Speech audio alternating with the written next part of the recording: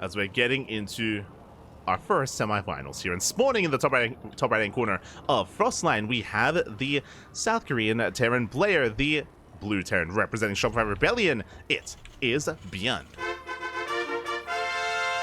And spawning in the bottom left-hand corner, we have his opponent. We have the Danish Protoss player, the red Protoss representing Sidestorm Gaming. It is MaxPax. Here we go. Okay, I have some math for you here, which is what we expected. Again, ByuN and Australia, it's 55% in favor of ByuN. ByuN and MaxPax, very different, much more heavily in favor of MaxPax. So best of luck in the chat with its predictions. Predictions are open, and best of luck. If you are curious, MaxPax has a 77% win rate against ByuN. So much more heavily in favor of MaxPax, which again is what we expect. MaxPax, he is the best Protoss player in all of Europa, arguably in the world, arguably, but the best Protoss player in Europe.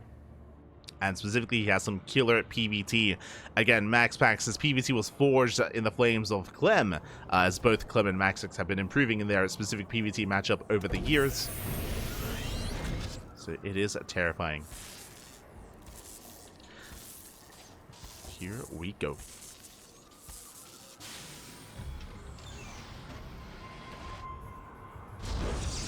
As the MaxPax is going for a Gate Cyber Expand, standard opener out of MaxPax.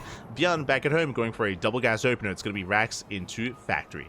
Now, we have seen ByuN take MaxPax down. Most recently, ByuN did take down MaxPax in Wardy TV's PTR tournament 2-0. That's something to bear in mind. So the stats that I'm pulling are for the past year. For the past 1 year of play, that is, MaxPax's win rate against ByuN.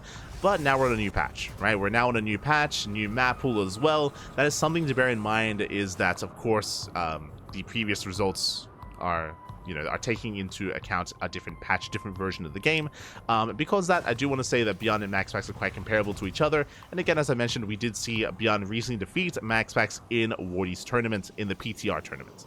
That was in the PTR, though. Now we're here in the live version of the game. And we'll see if MaxPax can hold his own and get his revenge on ByuN. As MaxPax is going for a Twilight Council opener, makes sense. Twilight Council into Blink, Reaper dips in. Will threaten the workers, but so far MaxPax, he does respond well. He does pull away. ByuN, he wants that probe, and he does get a full scout. Probe does survive. ByuN, he scouts a Twilight Council, is aware, and the Reaper should be hunted down. The Reaper does fall. All in all, good scout by ByuN. Didn't kill any workers, but did at least confirm what was going on. That is the least that ByuN was hoping for. Meanwhile, if MaxPax gets across the map, it does get the SCV, delays the command center, not bad. Does delay the CC. As MaxPax, he trades against the Marines. Second Adept has arrived, and MaxPax, he might delay once again. First Adept gets into the main, and the CC will be delayed for a second time. Ay, ay, ay. ByuN having a harder time here in the other game. GG gets called, as it's just too much too quickly. ByuN taps out, and MaxPax takes game number 1. Again, that was from bad to worse. So much there should not have happened. First, the Adept should not have gotten into the main. Second, I mean, because of that, everything just snowballed out of control. Workers were going down. That was 3 SCV kills. Big delay on the natural. Too many mistakes too quickly here at this level of play. That is unacceptable. And with that, MaxPax takes a lead. GG. And we'll see if ByuN can bounce back. Again, we'll need to tighten up his early game here to be able to actually contest against MaxPax. Oh boy. Oh boy. Here we go.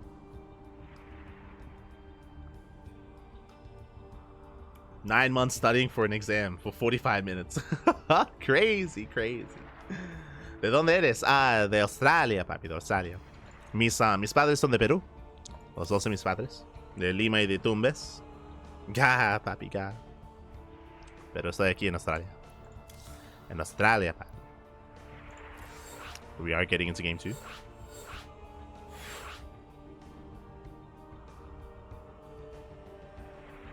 Just catching up. When do you see that? I mean, we saw something similar. I want to say last week in Wardy. Was it Wardy TV Monday?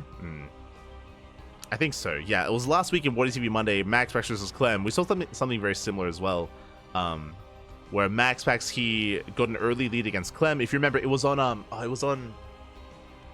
not Dynasty. Amphion, that's it. It was on Amphion, where MaxPax, he delayed the CC, he killed the first Cyclone, killed the first Reaper, and then Clem GG'd out. He GG'd out, like, in the first 5 minutes. Like, again, it's one of those things where, the early game can be brutal. Early game can be quite brutal. But, yeah, we saw something very similar. It was War TV Monday, like, either last week or the week before. It was during the finals between MaxPax and Clem. I think it was last week. Oh. Can be brutal. But here we go. We're getting into game number 2. It's proxy. Yes, yes. You remember? Yes, it was a proxy. It was a proxy game. Yes, on Amphion. Oh, but here we go. But we're getting into game number 2 and spawning in the top right-hand corner of Ultra Love, we have the South Korean Terran player, the Blue Terran, representing Shopify Rebellion. Down in this series, we'll see if he can recover, see if he can bounce back and make a series out of this. It is ByuN for Shopify. And spawning in the bottom left-hand corner, we have the Danish Protoss player, the Red Protoss, representing Storm Gaming. Leading the series 1-0, it is MaxPax. Oh my god, speaking of proxy, ByuN going for the proxy racks right into the natural base of MaxPax. Very committed, very bold move here by ByuN, and we'll see if he goes unscouted. Oh boy, we'll see if MaxPax checks the natural. For now, is going for his probe scout across the map, and he should confirm that the racks is missing. The racks is nowhere to be found, gases are finishing up. And we'll see what ByuN can get done and how many probes he can kill. As a probe does dip into the main. I believe this should just be proxy Reaper out of ByuN, with Reapers in the natural. Into an eBay block, potentially. Yeah, Reaper's on the way. There's the eBay block. Oh! Ooh, does get it just in time, and the probe does confirm. MaxPax, he knows. And can ByuN deny the third? Can he deny it? Not quite. Yeah, a little bit too late there, a little bit too slow. The expansion has been thrown down. ByuN trying to be cheeky. eBay is cancelled. And now we can settle in. We can settle into our game state. Factory has been placed for ByuN. Reaper's on the way. When it comes to the main base so far, MaxPax does wall off. Trying to create some city. And he is going for his initial Stalker. Now until then, ByuN, he can wreak havoc. Gets into the mineral line. Up! Up! Threatens the probes. And he gets one. One probe goes down. Not bad. Gets one so far. Ideally, he wants a second, and he will get it. 2 probes go down. Reaper falls, and ByuN, he races back home.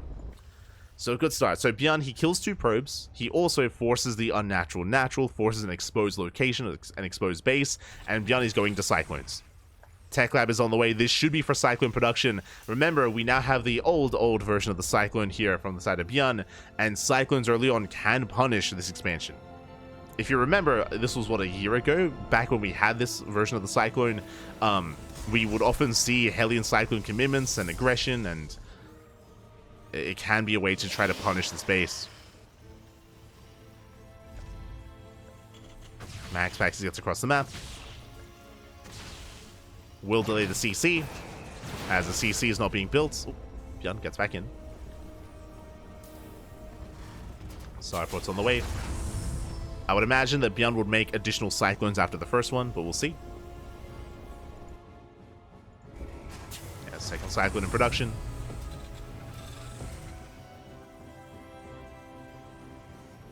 I see in the chat password. Once again, I mean, I'm probably going to say it a couple of times, but tournaments do not play with the bug. Every tournament since the release of the patch is playing with a mod that does fix the bug. So if you're watching a tournament, it should not have the Cyclones in their bug state. Shouldn't have them. Ladder does, you know. So I apologize for those of you that are laddering. There should be like a little like graphic on screen. Like what you see here on screen is not indicative of what the ladder looks like. The ladder is very different. But tournaments, they all play with a mod that fixes the Cyclone.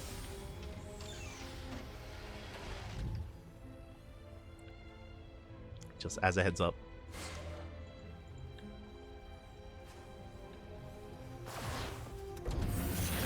As the does shade towards a natural. Oh. And we'll get one SCV. One SCV goes down. Marine as well. Good trades here by MaxPax, but the Cyclones, they have been sent across the map. We do have 3 Stalkers here at the third. 1 Stalker in the main, another Warp in. MaxPax, he should be fine. He's got 3 Stalkers. He can hold his own. And ByuN is forced out. Again, MaxPax, he has 3 Stalkers per base. He's ready for this. Is ready. Nice blinks. Blink is done. MaxPax, he does not quite get the Cyclone. It's close. Medevac will escape. Just barely. And MaxPax doesn't lose a single unit. The Stalkers, they get low, but MaxPax holds. Does hold. Does survive. Moving out across the map. Back at home, we do see ByuN getting into his own 3-1-1 setup. 3 Raxes, 1 Factory, 1 Starport. More reinforcements have arrived. MaxPax, he's on how many gates? He's on 3. Tank is ready. Does he dive in? He doesn't. Doesn't give it to the dive. Does force to cancel. Cancels the bunker. Cancels the depot. MaxPax rotating. Heading towards the main. Nice defense here. Both Cyclones go down. The medevac as well. That was not worth it for ByuN. And MaxPax, he dives into the main, takes down a tank, and ByuN is getting pulled apart. Lost the Cyclones, lost the tank. Boys are being pulled in a moment of desperation. Remember, there's no stim. And the production's under fire. Tank sieges up, but a little bit too far back. And the production forced to lift. Big tank fully goes up. Oh my god. MaxPax, he has to be careful. There's 2 tanks sieged up. 2 tanks are sieged. MaxPax, he rotates. GG gets called. It's just too much to handle, and MaxPax will take the series 2-0. GG. GG, well played. Ideally, ByuN with those Cyclones across the map would keep MaxPax busy when it comes to reinforcements, when it comes to the warp-ins, when it comes to some of those Stalkers, but it was cleaned up and MaxPax could focus on warping across the map instead and did pull ByuN apart. Again, ByuN, unfortunately, his production, or I should say his tanks were exposed, no bunker in the main base either, and MaxPax took full advantage of ByuN. GG. GG, well played, MaxPax. He will make it to the grand finals, and the question becomes, who will face off against him in those finals? Once again, though, welcome to the Stego Protoss Cup, as is usually the case here. Non-stop PvPs ahead of us. The final non-Protoss player has been knocked out. ByuN has been removed. There are no Zerg players, of course, so we have 3 Protoss players left. It's going to be Hero, Trap, and MaxPax. Let's go. For those that are curious, online tournaments are usually dominated by Protoss. It is offline events where other factors come into play. What I'm referring to here when it comes to offline events or when it comes to online events, some of the bigger Zerg players don't take part. I'm referring to Raynor, Serral, Lambo, and a Laser. They don't play in the top European Zerg players don't play in online events, and the top Zerg players are very inconsistent. For example, this week, no Shin, no Dark, no Solar.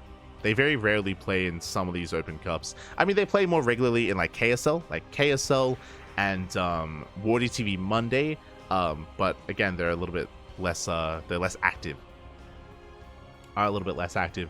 So we usually do get more Protoss representation, more Protoss here in online tournaments. Likewise, when it comes to Terran representation, we have ByuN, of course. We had ByuN, but Clem nowadays very rarely plays in Stego Monday Cups or PiGosaur Monday Cups. Clem often he rarely competes. Usually he's in bed. Usually he's asleep. He's asleep.